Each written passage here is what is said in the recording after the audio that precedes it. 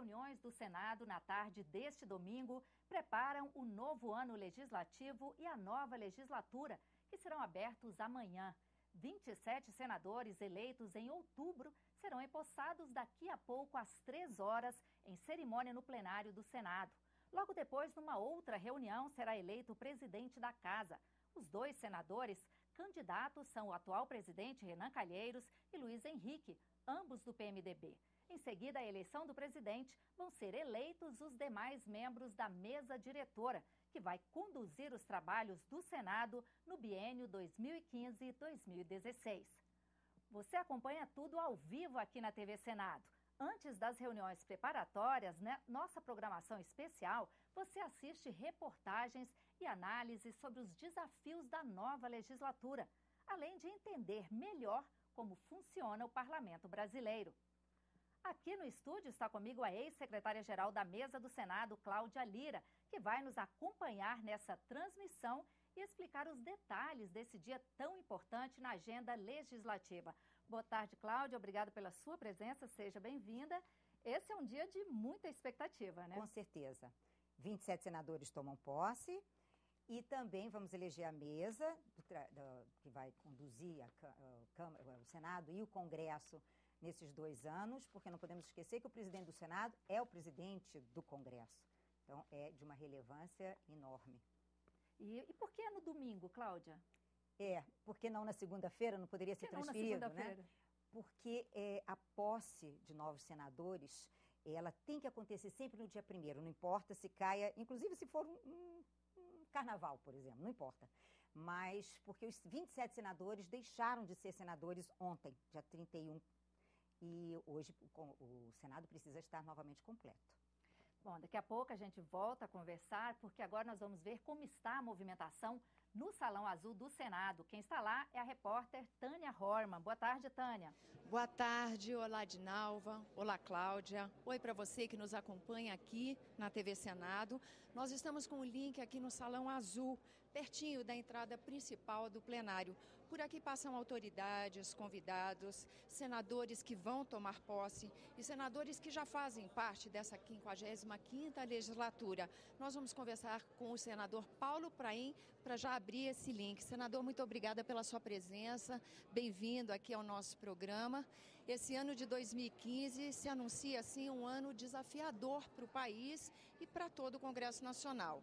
Nós já temos a expectativa de analisar por medida provisória assuntos referentes a questões trabalhistas. Como é que o senhor está vendo as perspectivas desse ano, especificamente esse assunto que faz parte da sua atuação parlamentar? Olha, de fato, muito preocupado com as medidas que estão sendo encaminhadas pelo próprio governo, medidas que mexem na Previdência, que mexem no direito dos trabalhadores e mexem no direito, inclusive, dos pescadores.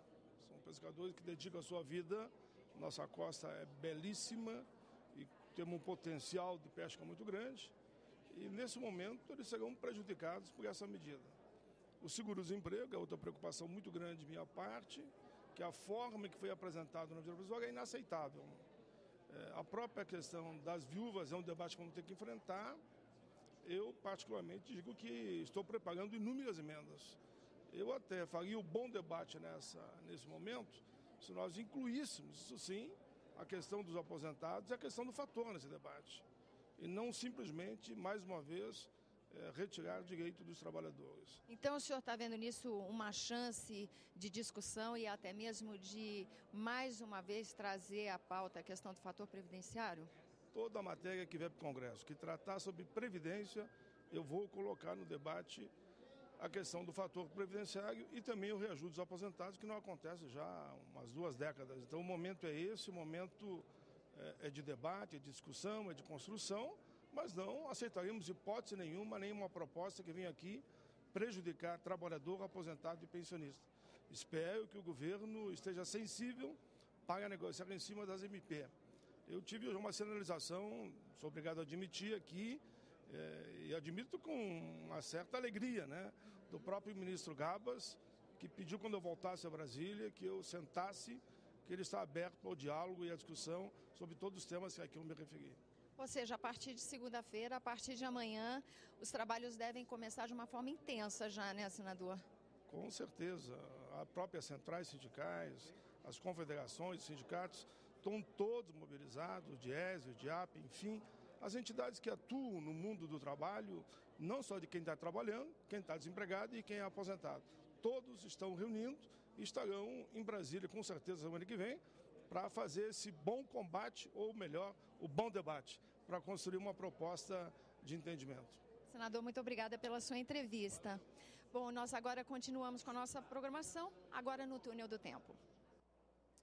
Boa tarde, Tânia. Eu falo do Túnel do Tempo, aqui também pertinho do plenário do Senado, onde daqui a pouco tomam posse os 27 senadores eleitos ou reeleitos em 2014. É a primeira reunião preparatória de um total de 3 previstas para a tarde de hoje, que vai ser acompanhada de perto não só pelos senadores, familiares, como jornalistas e servidores da casa. Uma das curiosidades dessa 55ª legislatura é a participação feminina. Cresceu o número de senadoras entre os eleitos. Elas são 5 dos 27 que conquistaram o cargo no fim de 2014, o que corresponde a 18,5% do total. São elas Rose de Freitas, do Espírito Santo, Simone Tebet, de Mato Grosso do Sul, Fátima Bezerra, do Rio Grande do Norte, Maria do Carmo Alves, de Sergipe e Cátia Abreu, de Tocantins. Com a saída de Cátia Abreu para o Ministério da Agricultura, a bancada feminina no Senado vai chegar a 13 senadoras. O número, apesar de baixo, ele é um pouco superior ao registrado nas últimas eleições de 2010, quando das 54 vagas em disputa, apenas 7 ficaram com mulheres, o que dava 13% do total. A primeira representante do sexo feminino que chegou ao Senado por um processo direto foi Eunice Michiles, do Amazonas, em 1979. Ela era suplente de João Bosco de Lima, que morreu 2 meses após se eleger senador. Muito tempo antes, no Império, a princesa Isabel ocupou o cargo, mas por direito dinástico. Somente em 1990 é que chegaram ao Senado as primeiras mulheres eleitas diretamente para casa. Júnia Marise, por Minas Gerais, e Marluce Pinto, por Roraima. Voltamos ao estúdio. Obrigada, Mariana. Então, Cláudia, a gente já viu aí na entrevista do senador Paulo Paim, né, essa coisa das MPs. Você acha que MPs que mexem nas regras da Previdência, você acha que esse é um primeiro assunto espinhoso que deve chegar aqui na casa esse ano? As medidas provisórias são sempre assuntos espinhosos, né, até por força de quem legisla, né? E, com certeza, sempre o assunto trabalhista requer muito envolvimento de todos. Isso é interessante, é muito importante. O legislativo é para isso, é para trazer para dentro do legislativo, no caso nosso, para dentro do Senado, esse debate que ocorre na sociedade. Porque aqui, no momento em que se escutam as diversas formas de pensar sobre o mesmo assunto, é que podemos votar leis cada vez mais adequadas e devolver para a nossa sociedade leis cada vez mais adequadas. É assim que se faz mesmo, é importante esse debate. Uhum. Além dessa questão das MPs, que outros assuntos importantes você acha que deve movimentar a pauta legislativa, assim, com a sua experiência de tantos anos aqui? O que deve movimentar a pauta legislativa esse ano, além disso? Sempre se fala da reforma tributária, sempre se fala da reforma política. Isso é pauta e é necessária. A reforma política realmente todos falam desse assunto e os parlamentares também dizem que é necessário, né? A própria sociedade está a exigir a forma de se eleger, repensar no financiamento. Então, são matérias que demandam um debruçar-se demorado. Às vezes demorado, que a sociedade às vezes acha que é demorado, mas que são matérias que alteram tanto a vida nossa de cidadão na sociedade, que elas não podem ser feitas de qualquer jeito. Elas precisam que se tenha um olhar muito apurado para aquilo que eu disse, para devolver para nós, sociedade, uma lei mais adequada. E, a gente volta nesse assunto daqui a pouco. Lembrando que tomam posse daqui a pouco, às 15h, os 27 senadores eleitos em outubro, 1/3 da composição da casa. E ainda hoje haverá a eleição do novo presidente da casa e da mesa diretora. Veja como serão a cerimônia de posse e a eleição. está no Regimento Interno, o livro que orienta todas as atividades do Senado.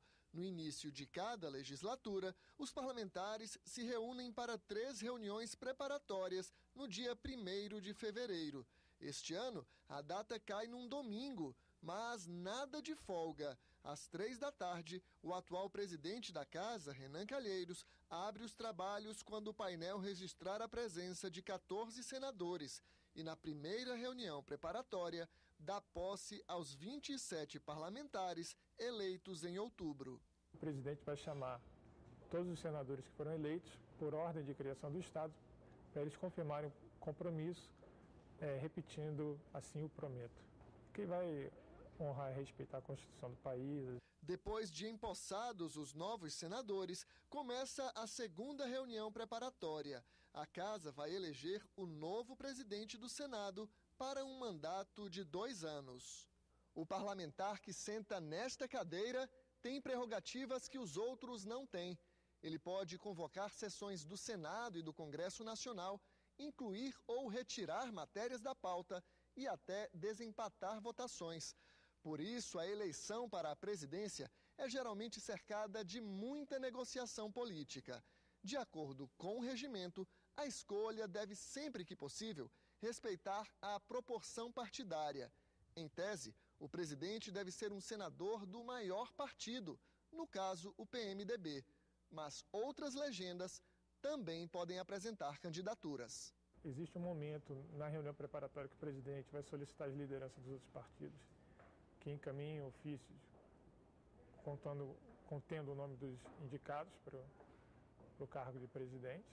A votação é secreta e, para começar, é necessária a presença de pelo menos 41 senadores. Depois de eleito, o novo presidente comanda a terceira e última reunião preparatória para a escolha dos demais integrantes da mesa diretora. São 2 vice-presidentes, 4 secretários e 4 suplentes. Como a votação da mesa, que ocorre na terceira reunião preparatória no início da legislatura, é fruto de um acordo, fruto de um consenso, geralmente essa votação é feita de uma chapa única, onde todos os cargos já estão indicados, quem seria o ocupante de cada cargo. Como isso é fruto de um consenso, o presidente vai consultar o plenário se existe alguma objeção que se vote no painel eletrônico, o que agiliza principalmente a apuração dessa votação. Na Câmara, a posse dos novos deputados foi realizada na manhã de hoje. A eleição da mesa começa às 18 horas. Então, Cláudia, aqui está marcada, lá na Câmara já houve a posse, aqui está marcada pelas 3. Essa que é a primeira reunião preparatória. Essa primeira reunião ela é bem rápida, né? Porque é apenas para posse o compromisso. Então, um senador que é normalmente o de mais idade, não tem nada no regimento que diga que tem que ser o de mais idade, mas isso é uma prática que vem de muito tempo. O de mais idade, ele formaliza o compromisso por inteiro e os demais vão sendo chamados e dizem sempre assim, o prometo. Né? No caso, é o senador José Maranhão, José né? Maranhão, exatamente, é o de mais idade, isso. Né? E é bem rápida, ela realmente é bem rápida. Ao contrário das outras duas, né? Que costumam demorar bastante. É verdade. Agora, quem são os convidados? Assim, uma curiosidade. Quem são as pessoas convidadas para essa reunião da posse? É só família? Sim, em princípio sim, só família, porque é uma reunião de trabalho. Ela é de trabalho, né? Então, normalmente a família, algumas pessoas mais próximas, né, que têm maior interesse na posse daquele ou daquele outro senador, mas é uma reunião de trabalho, a gente precisa ter isso em mente, é uma reunião preparatória para o início dos trabalhos legislativos. Por isso, não tem aquele número de convidados imenso, como na posse, por exemplo, do presidente da República, né? Eu acho que cada senador teve direito a convidar 12, pelo que eu li. Poucos. Mesmo porque nós não podemos esquecer que o plenário do Senado, ele é pequeno, né? Então precisa se dividir bem o espaço mesmo. E aí os convidados, eles participam da primeira reunião, na segunda e a terceira, só senadores. Eles têm que sair ou não? Não necessariamente, porque a reunião é pública. Né? Eles não seriam convidados, mas poderiam estar presentes, como outros, né, poderiam estar presentes. Né? Então, o Senado é comandado pela mesa diretora. Seus integrantes são eleitos em sessões preparatórias a cada 2 anos. Veja as funções de cada integrante. Um presidente, 2 vices, 4 secretários e 4 suplentes. Assim é a composição da mesa do Senado. As atribuições de cada integrante estão na Constituição e no regimento interno. São 35 só para o presidente. Entre elas, decidir os projetos que serão votados e as questões de ordem sobre o andamento dos trabalhos. O presidente do Senado é também o presidente do Congresso Nacional e o terceiro na hierarquia para substituir a presidente da República. Os vice-presidentes entram em ação se precisarem substituir o titular. Já o primeiro secretário tem a incumbência de gerenciar toda a administração da casa, além de ler em plenário os projetos apresentados e a correspondência recebida. O segundo secretário é o responsável pelas atas das sessões secretas. Os outros 2 secretários têm a atribuição de ajudar o presidente em votações e eleições feitas em plenário. Na falta de qualquer um deles, são convocados os suplentes. Cláudia, uma curiosidade sobre essa questão da mesa diretora. Em que casos a Constituição e o regimento eles vedam a reeleição para a mesa diretora? Ele é vedada a reeleição. O que ocorre é uma interpretação de alguns bons anos já há mais de 20 anos que se faz isso. Quando há uma renovação de legislatura, que é o nosso caso agora, não se trata de uma reeleição, mas seria de uma eleição, porque é como se zerasse tudo. Começa uma nova legislatura. Então, a interpretação é que, nesse caso, ou seja, quando há uma transição de uma legislatura para outra, não há que se falar em reeleição, mas em uma nova eleição, uma eleição. Diferente quando, daqui a 2 anos, dentro da mesma legislatura, aí seria uma reeleição. Né? Então, é bom a gente ver que, iniciando uma legislatura nova, vamos chamar assim, zera o jogo, né? Então, por isso que, nesse caso, o presidente Renan, como outros já aconteceram, né, pode haver uma disputa novamente. Né? Bom, agora vamos ver uma matéria aí sobre as atribuições da mesa do Congresso. Algumas proposições, elas têm que ser votadas pelo Senado e pela Câmara dos Deputados em sessões conjuntas. As sessões são comandadas pela mesa do Congresso Nacional. A Constituição manda que alguns projetos, como os que tratam de vetos e de leis orçamentárias, sejam votados em sessão conjunta do Congresso Nacional. Deputados e senadores se reúnem também em outras ocasiões, como a abertura do ano legislativo e a posse do presidente da República. Essas sessões são comandadas pela mesa do Congresso Nacional. Mesa que não é eleita, mas escolhida a partir da composição das mesas do Senado e da Câmara dos Deputados. O presidente da mesa do Congresso é sempre o presidente do Senado Federal. Cabe a ele convocar as sessões conjuntas e promulgar as matérias de competência privativa do Congresso. O restante dos cargos é preenchido de forma alternada.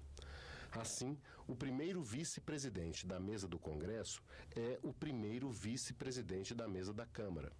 Já o segundo vice vem da mesa do Senado. O primeiro secretário, por sua vez, sai da mesa da Câmara. O segundo secretário é um senador, o terceiro um deputado e o quarto secretário vem novamente da mesa do Senado. A mesa do Congresso não tem suplentes. E nós vamos voltar agora com a repórter Tânia Horman, que está no Salão Azul. Tânia? Oi, gente, nós estamos aqui para fazer uma conversa agora com o senador Lazier Martins, ele que vai tomar posse daqui a pouco às 3 horas da tarde. Senador, muito obrigada pela sua atenção. Como é que o senhor está vendo a sua vinda para o Senado, um ano de 2015 que se apresenta um ano complexo, né?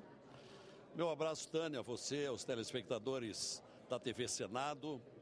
Olha, Tânia, eu deixei 50 anos de comunicação social, televisão, rádio, jornal, inconformado com o desmoronamento ético, a degradação da política. Aprendi a notar em todos os lugares uma insatisfação, um descrédito com a política, o esbanjamento com o dinheiro público, o festival de escândalos, culminando com esse que é o maior da história do Brasil e certamente o maior da América, porque ainda não se chegou ao fundo do poço, cada dia há mais descobertas em torno do escândalo da Petrobras. E eu estou vindo para o Senado, trazido por mais de 2 milhões de votos, para combater essas mazelas bem conhecidas. Vai ser um ano muito difícil, acho eu, de uma turbulência inusitada nos últimos 20 ou 30 anos, e vai depender do comportamento da maioria. Eu venho para cá confiante, na expectativa de que haja uma consciência de que é preciso mudar. Sem mudar, sem renovar esses costumes políticos, o Brasil não vai chegar ao lugar que merece. Nós somos a 7ª economia do mundo, entretanto as desigualdades têm sido a marca do Brasil. Quando a ONU pesquisa o IDH, nós estamos no lugar 72. Então, o abismo que a sociedade brasileira vive. 7ª economia e uma população pobre, uma população descrente, uma população que só paga impostos, que tem uma péssima assistência hospitalar, médica, segurança, educacional, etc. É contra isso que eu venho para combater. Não quero ser um Dom Quixote, mas vou brigar muito. Então, nesse cenário que o senhor descreve, o papel do Congresso Nacional é um papel de destaque e relevância, né, senador? Claro, eu até entendo que aqui deve começar tudo, porque o governo federal vem cometendo muitos equívocos. Eu, como integrante de um partido que está na base do governo, não quero ser reconhecido como um senador de oposição à dona Dilma, mas de oposição aos seus erros. Que ela conserte, que ela faça aquilo que havia prometido. Enquanto não fizer, será muito cobrada. Quais são os erros mais graves que o senhor poderia apontar? Ter deixado se deteriorar completamente a economia do país.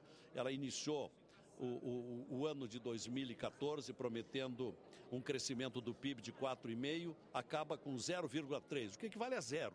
Quer dizer, a política econômica regrediu. Ela não conteve a inflação, que continua crescendo. O valor da ação da Petrobras é um escândalo, está chegando ao mínimo imaginável. Não conseguiu conter, mesmo sendo presidente do Conselho de Administração da Petrobras, não conseguiu ver o que estava acontecendo com a ladroagem que vinha acontecendo, entre outras coisas que demandaria aqui uma conversa muito longa. Mas, num resumo, são muitos erros. Senador, agradeço a sua entrevista aqui ao nosso programa. Parabéns pela sua eleição e um bom trabalho, né, nessa legislatura. Obrigado, Tânia. É isso aí, gente. Acabamos de conversar com o senador sobre essa perspectiva para o ano de 2015 e o papel do Congresso Nacional. Volto com vocês. Obrigada, Tânia. Parece que a oposição ganhou uma voz forte aí, né, Cláudia? Cláudia, só voltando a essa questão de regimento, eu tenho uma curiosidade. Por que no Senado são 8 anos, 2 legislaturas, ao contrário da Câmara? Sim, a legislatura o que é uma legislatura? Às vezes as pessoas, né, se confundem um pouco. Legislatura são 4 anos de trabalho legislativo e que correspondem ao mandato de um deputado. E o senador é eleito para 2 legislaturas, ou seja, ele é eleito para 8 anos de mandato, porque se renova conforme a Constituição, agora 1/3, na próxima eleição, 2/3, 54 senadores. Mas a legislatura é um período de 4 anos de trabalho legislativo. Né? E o senador é assim, até para que não haja solução de continuidade, não se renove totalmente, como acontece na Câmara. Para que, como os senadores são os representantes dos estados, é importante que os estados estejam sempre, né, representados, não haja toda a renovação. Né? Interessante. E agora a gente vai conversar com a repórter Mariana Abreu, que está no Túnel do Tempo. Mariana? Como está o movimento por aí, Mariana?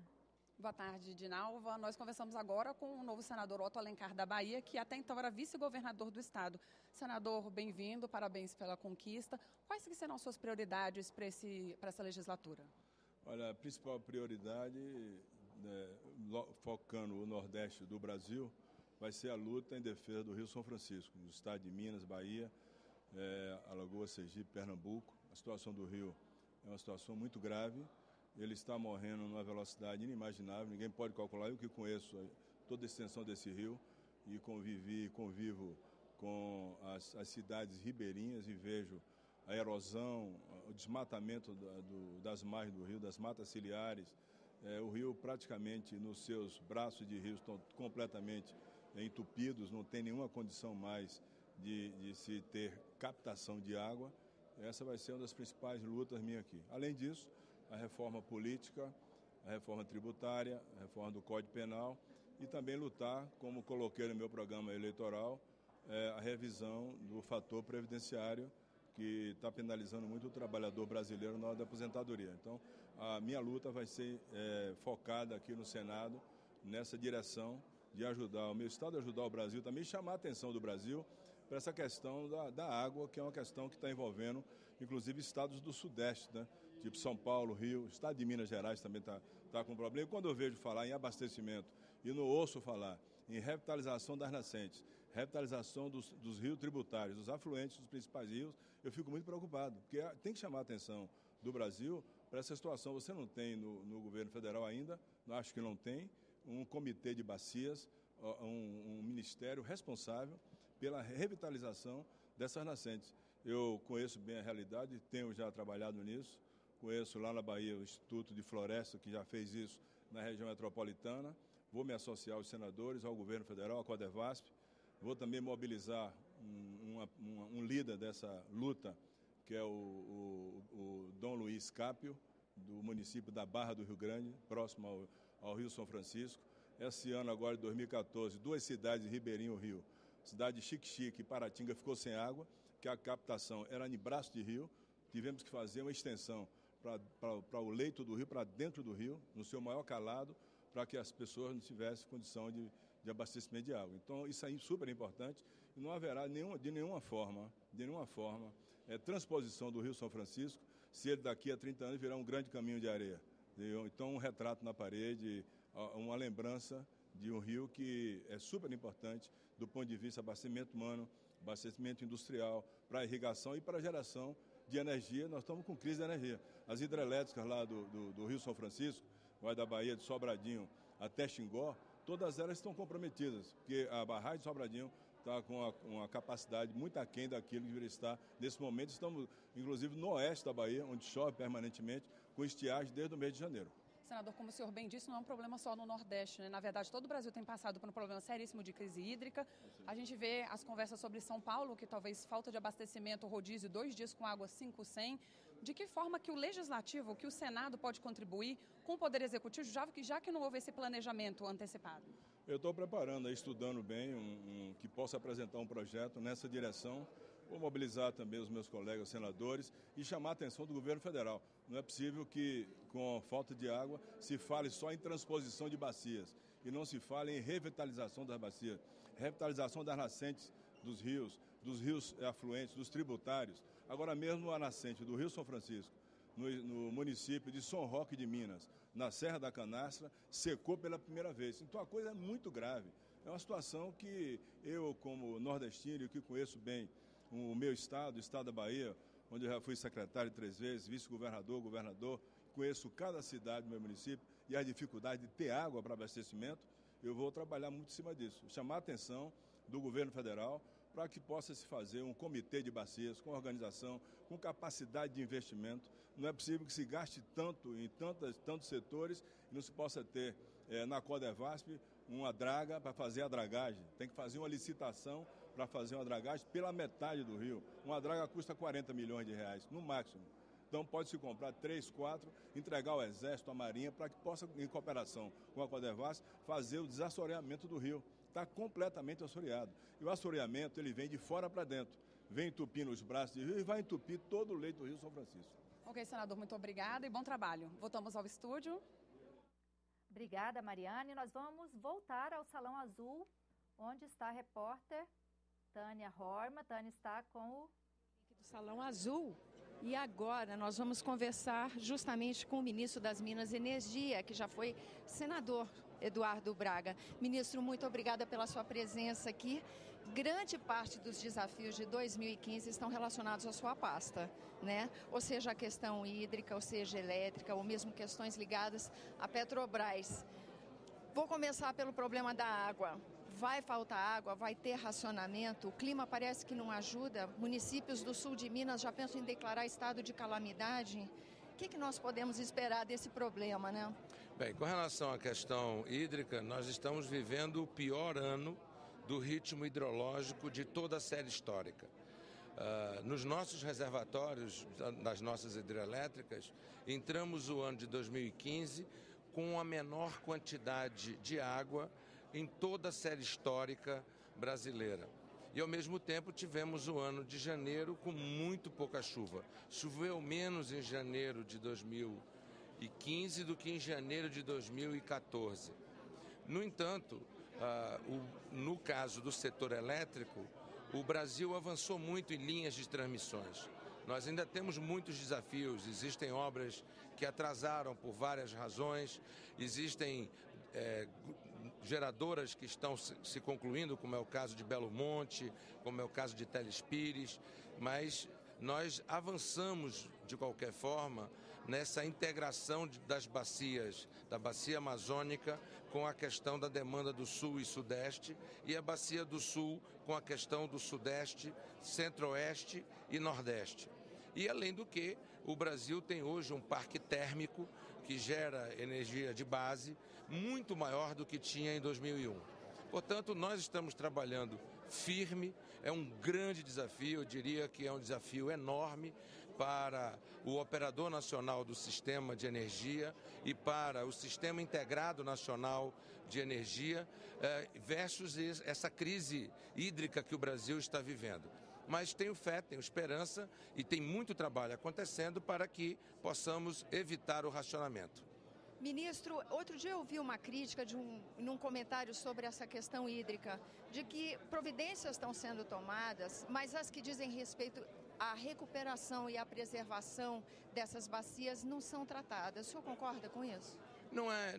Há muita desinformação sobre isso. A ANA, por exemplo, que é a Agência Nacional de Água, há um ano vem fazendo um estudo profundo na região centro-oeste, sudeste e nordeste, de zoneamento aonde nós podemos aumentar a nossa reservação, portanto, barragens, para guardarmos água e assim recompormos a questão dos pulmões hídricos brasileiros.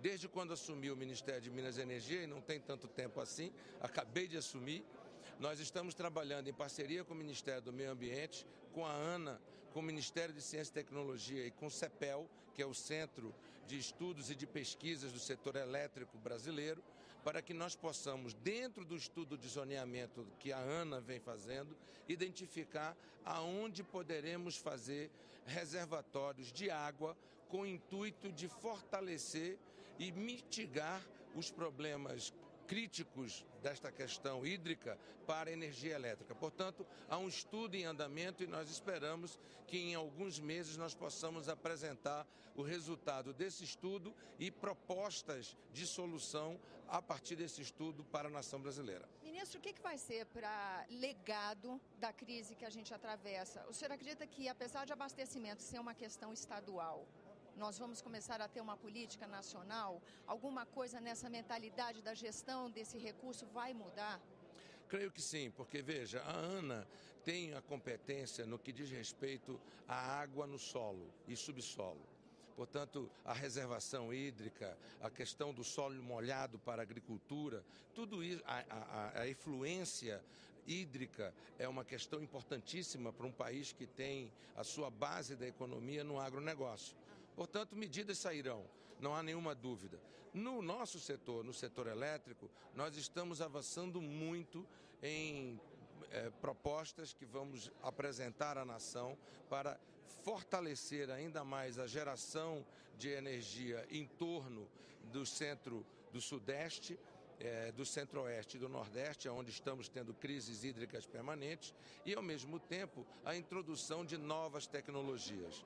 Nós já estamos bastante firmes na questão eólica, nós já temos uma Belo Monte em energia eólica, nós já temos outra Belo Monte em biomassa, no entanto, ambas são energias sazonais, porque elas dependem dos ventos e dependem da safra da nossa biomassa, Nós vamos avançar agora com a energia fotovoltaica e outras tecnologias de turbina reversa, por exemplo. São questões novas que nós estamos trazendo para o setor e que nós esperamos poder, num curtíssimo espaço de tempo, já estamos com grupos de trabalho sendo montados a partir dessa semana no Ministério, para que nós tenhamos o estudo de viabilidade econômica e viabilidade técnica para inúmeras inovações que queremos trazer para o setor elétrico. Ou seja, como eu sempre dizia aqui quando líder do governo e quando senador, agora como senador licenciado e como ministro, continuo dizendo, continuo otimista,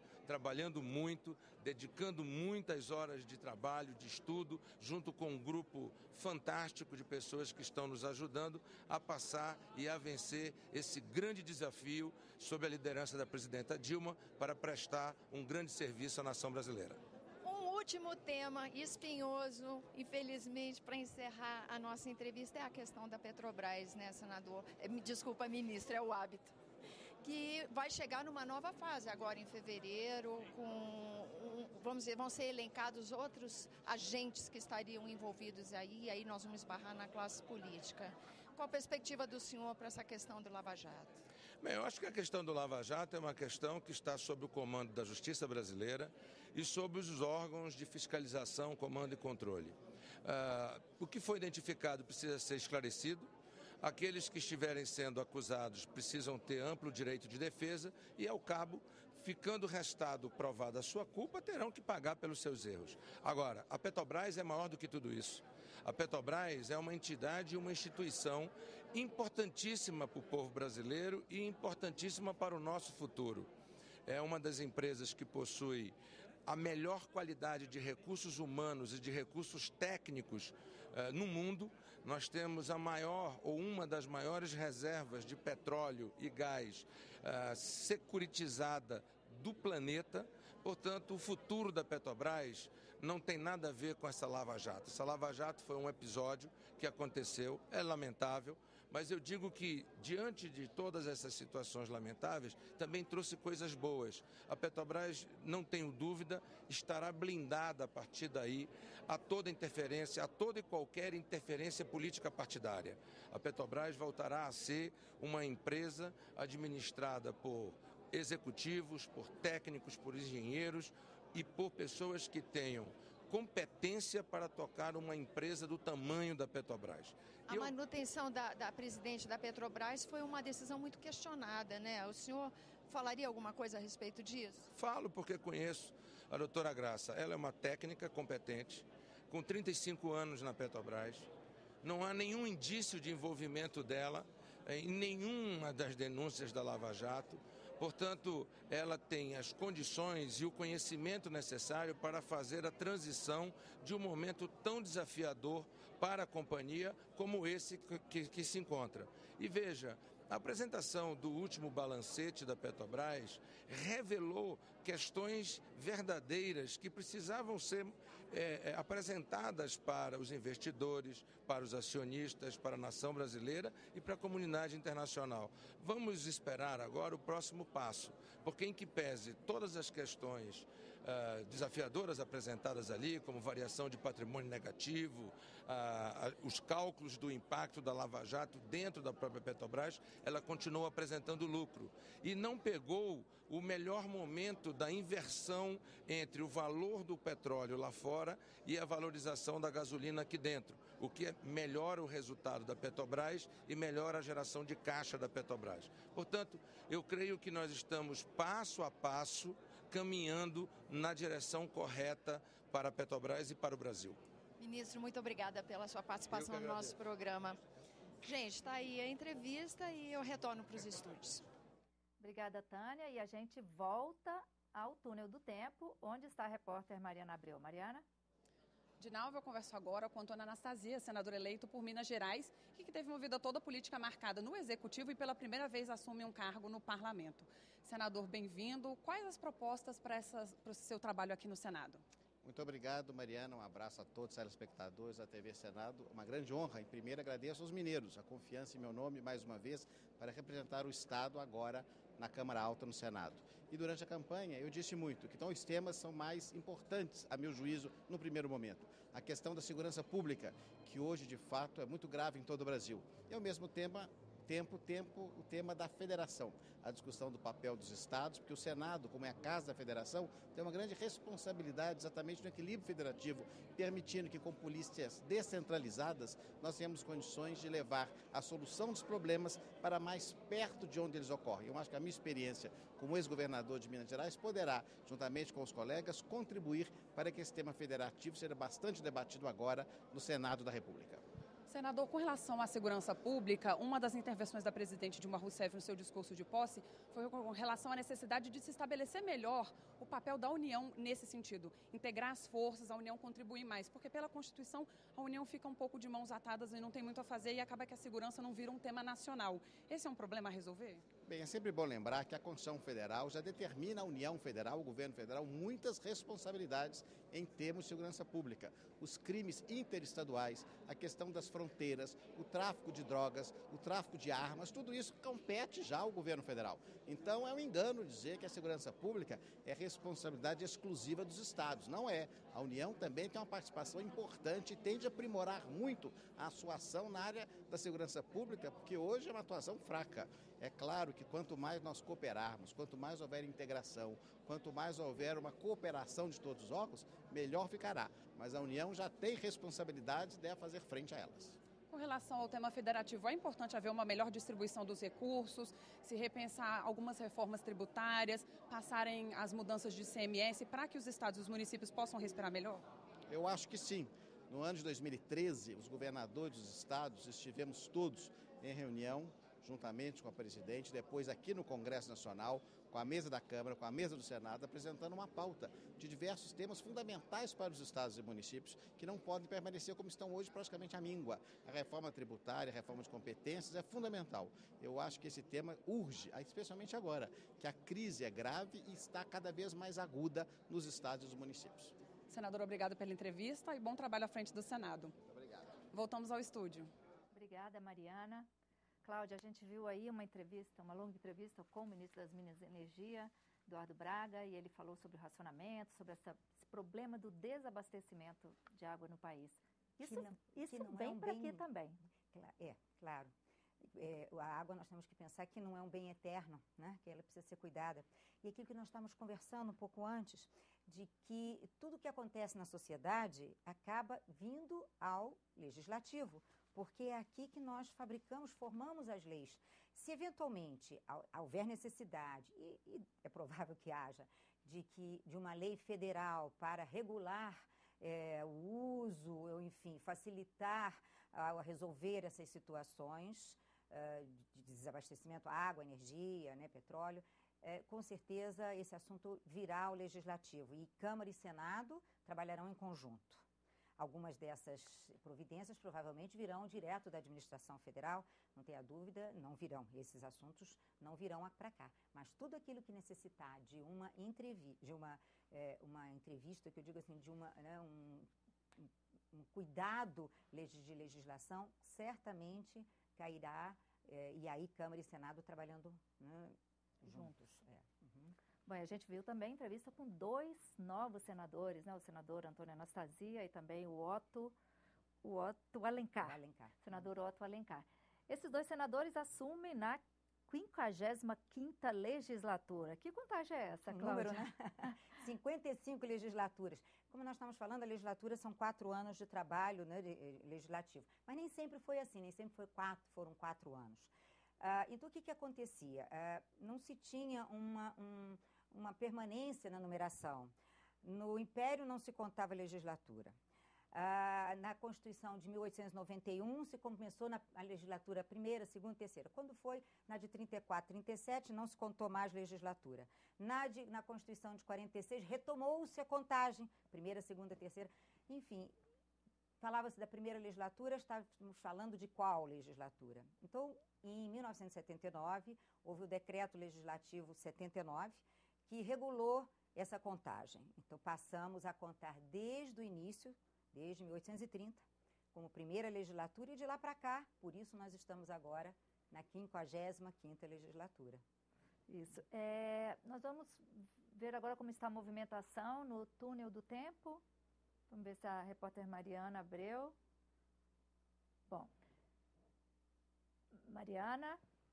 Dinalva, voltamos agora com o senador Álvaro Dias, que é um dos senadores mais experientes da casa, vem para o seu 4º mandato e acaba de ser eleito líder da oposição. Vamos falar com ele para ver quais as propostas que ele traz para esses próximos 8 anos de trabalho e em frente nesse cargo novo, né? Com oposição com um ano bem difícil pela frente. Senador. Bem, eu acho que temos que fazer o trabalho da melhor forma possível, né? A exigência da sociedade é maior, há uma indignação crescente, latente, visível, em razão dos grandes escândalos de corrupção.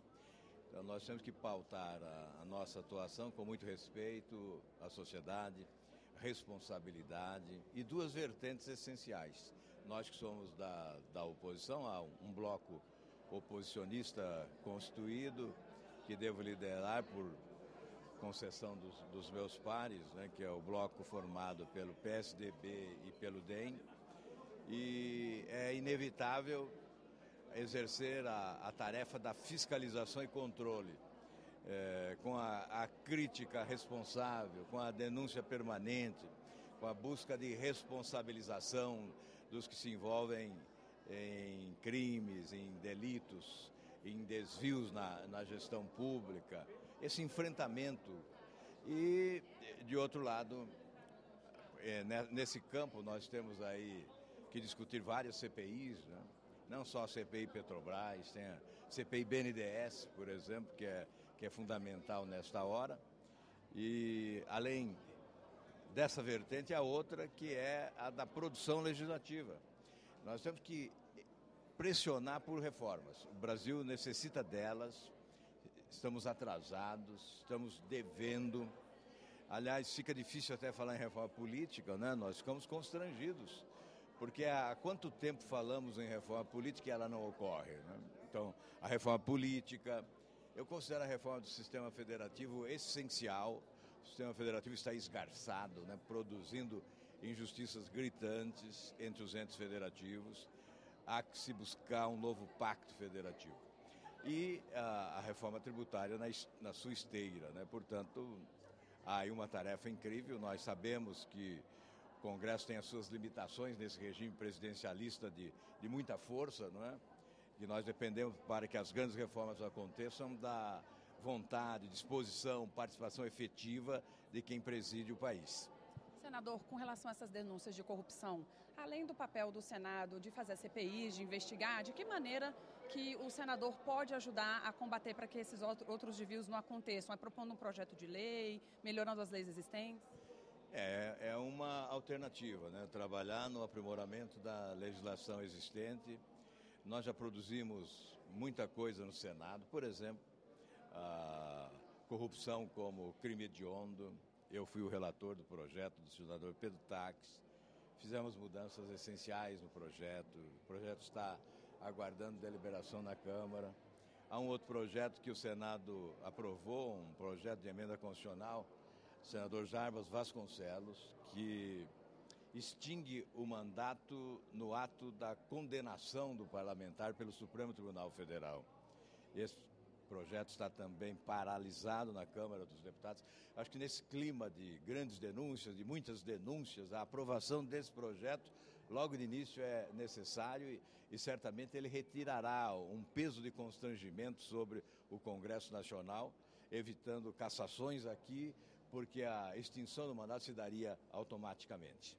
Ok, senador, obrigado pela entrevista e bom trabalho. Voltamos ao estúdio. Obrigada, Mariane. Vamos passar agora direto para o Salão Azul, onde, mais uma vez, está a repórter Tânia Horman. Tânia. Oi, gente, nós voltamos aqui do link do Salão Azul, agora conversando com o líder do PMDB e do Bloco da Maioria, o senador Eunício Oliveira. Senador, obrigada pela sua presença aqui no nosso programa. Os olhos todos se voltam para o PMDB, a expectativa é grande até para as lideranças das duas casas, né? Bom, a liderança está resolvida do PMDB no Senado. Eu tive o privilégio, aproveito essa oportunidade para agradecer a todos os senadores e a todas as senadoras, né, que reconduziram o senador Eunício Oliveira como líder nacional do PMDB, a unanimidade de todos os pares, inclusive o próprio senador Luiz Henrique, que faz nesse momento uma disputa aqui na casa, né, dentro do partido, votou pela nossa recondução. Dos 19 senadores, nós obtivemos 19 votos. Então, é uma expectativa muito forte, porque nós temos uma disputa eleitoral forte na Câmara dos Deputados e nós temos uma disputa eleitoral forte, né, no Senado, aqui no Senado. Então, nós vamos conduzir com muita tranquilidade. Eu tenho o papel, né, de líder, e líder tem que ser mediador, líder tem que ser aquele que, né, que faz a harmonia da bancada, e é dessa forma que eu vou me conduzir, sabendo que nós temos grande desafio pela frente, tanto do ponto de vista, né, político, como do ponto de vista aqui estrutural, para que a gente possa fazer o Brasil um Brasil mais transparente, um Brasil para os brasileiros. E essas pessoas hoje, os homens e as mulheres que estão tomando hoje posse, tanto aqui no Senado como na Câmara Federal, tem que trazer esse sentimento das ruas e expressar esse sentimento aqui na sua conduta dentro do Congresso Nacional. Senador, a partir de amanhã, a agenda já vai ser uma agenda intensa. Aí o Palácio do Planalto acena com uma pauta já com mudanças ligadas a direitos trabalhistas. Temos problemas de ajuste fiscal. Qual a expectativa de trabalho do senhor? Nós vamos ter uma pauta, né, extremamente cheia, né? O Brasil vive um momento delicado da sua economia. O Brasil vive um momento delicado nessa questão do combate, né, da corrupção. Então nós vamos ter aqui uma pauta onde a economia vai ter um debate intenso, né, os direitos trabalhistas vai ter um debate intenso, essa questão da saúde, da segurança pública, dos direitos sociais. Obviamente nós vamos ter um ano de muitos embates e de embates importantes, espero, para a sociedade brasileira. Senador, esse racha do PMDB na hora de eleger um presidente aqui da casa, o senhor como líder, a composição desse partido depois da harmonização é uma coisa muito trabalhosa? Bom, é o meu papel, né? O meu papel de líder é o papel de mediador, né? De alguém que recebeu, como eu disse, né, da bancada a unanimidade dos votos. Do meu ponto de vista de liderança, a partir da segunda-feira não tem vencido nem vencedor. O que ganhar a eleição vai presidir a casa e, obviamente, que eu, como líder, vou harmonizar e dividir as relatorias, né, as obrigações que tenho como líder de dividir com os meus pares, né, o encaminhamento de matérias importantes aqui no Senado. Para mim, como líder, não tem vencido, nem terá vencido, nem terá vencedor a partir de segunda-feira. Minha obrigação é de eu harmonizar e de mediar, né, os interesses e as divergências dentro da bancada.